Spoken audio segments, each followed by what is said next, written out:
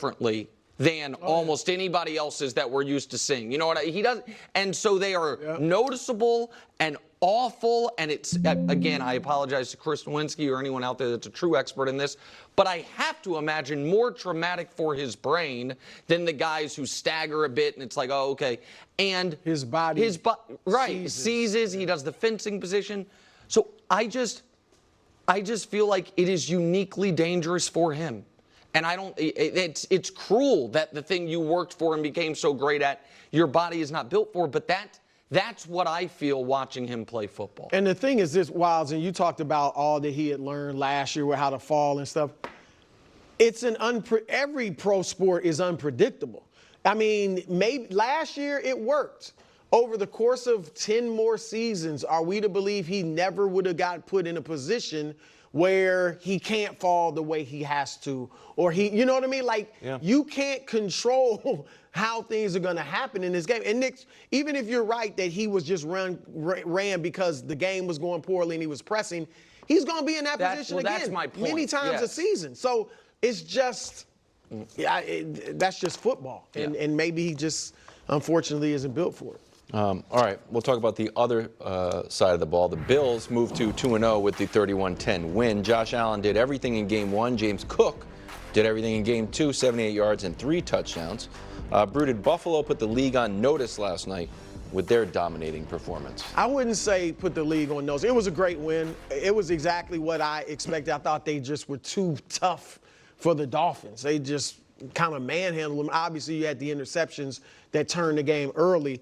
But, Nick, you often bring this up, and I apologize if you had it in your notes, but you always talk about the Bills as the September champions. Yeah. Josh Allen's 14-4 in September since 2019. So them looking very good in September is not unusual. It's what they always look like. And it seems like every September we are saying, oh, they're right there. The Chiefs better watch out. And then, you know, the rest of the season occurs.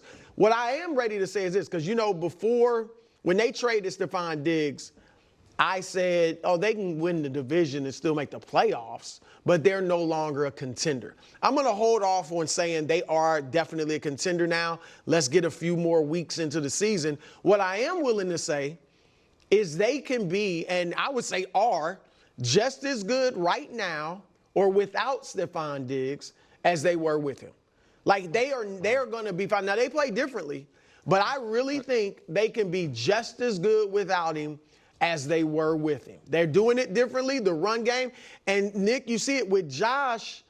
Obviously, he's not throwing the ball a lot, but their thinking is it's cutting down on mistakes. Yep. And his accuracy is great. He's at 74% right now. He did make some really nice passes last night. Yeah, the one that we showed, the one where he didn't get a touchdown out of it. At the one, right. That was a great play. Right.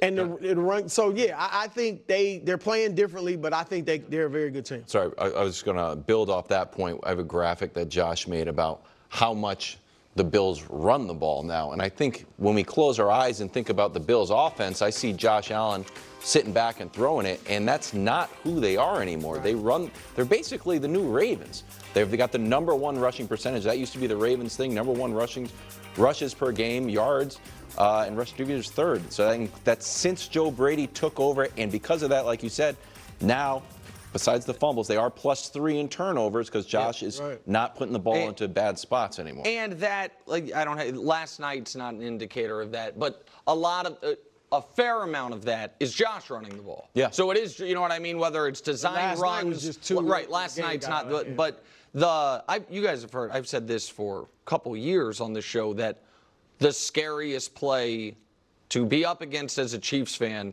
is the Josh Allen scramble. Mm-hmm. You know what I mean? It's third down, nothing's there, and then all of a sudden he's running. So some of them are design runs, some of them are scrambles.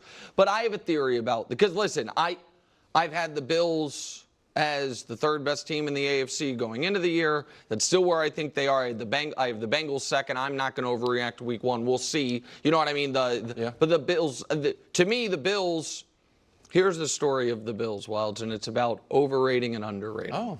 Okay?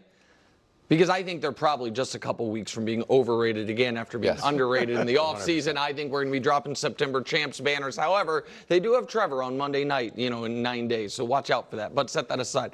Extra rest? So here's what I think happened, Wilds. Yeah. I think the media overrated their aging talent that left the team while they were there.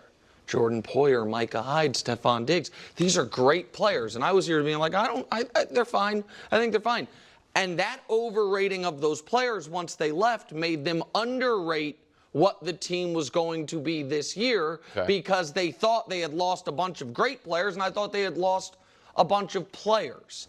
And to me, the reality is a healthy Josh Allen is going to get you a top 10 offense.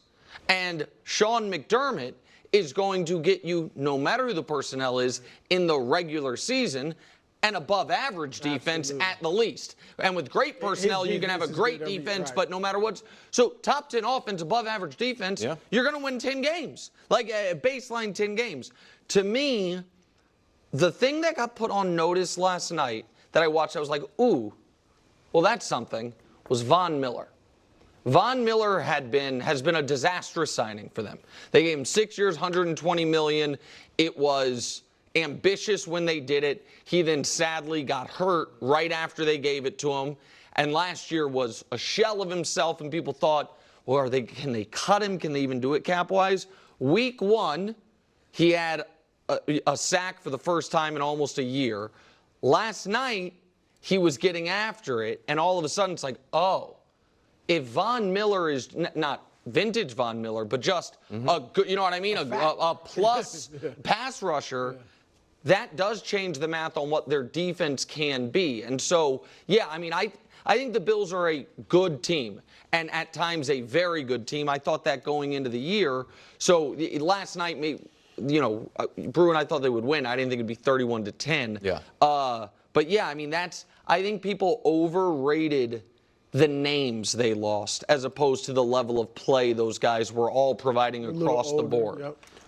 One final thing, too, because not only Josh and I are halfway through our all 22, but a lot of times I just jump into the vibes, and I have Josh kind of draw some stuff. Josh Allen talking about the selflessness of the team and then giving credit to his defense. It is a stark contrast. And again, they were I think they were 3-1. Oh, you have it. Dusty, play the sound for Brew, get Brew's reaction. Take a listen.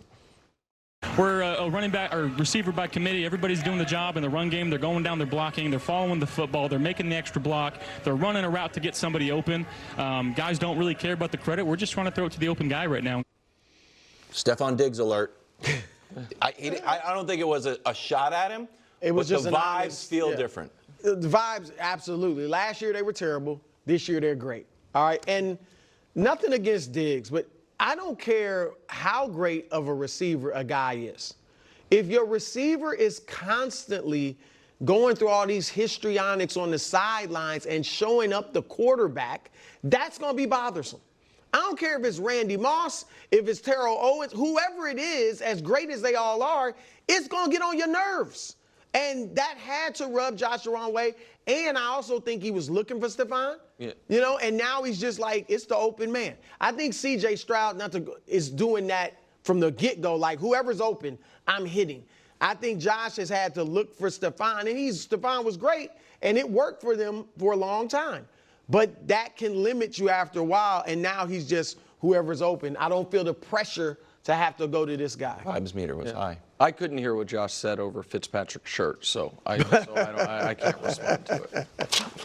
I just couldn't. Not everyone has dress codes. My God. I mean, It didn't go quite the. He's not a nerd from Harvard. Quite, cool, man. Quite the, cornucopia of styles. That's that desk.